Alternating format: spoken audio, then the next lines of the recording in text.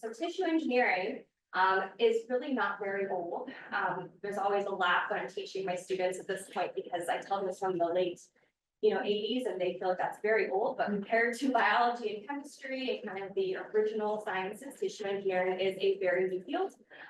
It was not really defined until I said the late 80s. It's really this interdisciplinary field that's going to pull together engineering and sciences, and brings them together to maintain, restore, or improve the function of tissues and organs. And so there's a lot of ways that you can use this. So when I first got interested in tissue engineering, I did tissue engineering research in my undergrad, PhD in tissue engineering, and then here I am now. So I wanted to start by explaining really how we use tissue engineering and why it's important. So tissue engineering as a field, the goal of it is to create these off-the-shelf substitutes.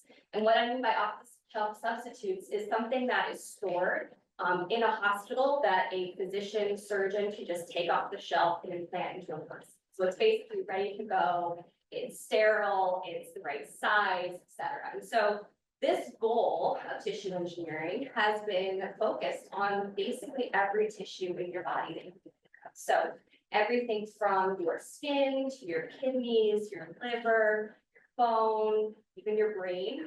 Folks have done tissue engineering research in this. So my group does primarily focus on musculoskeletal tissue, so muscle and bone, a little bit of skin and tendon. But tissue engineering as a field has really expanded, and you can find all these tissues being worked on within this field, which is very exciting.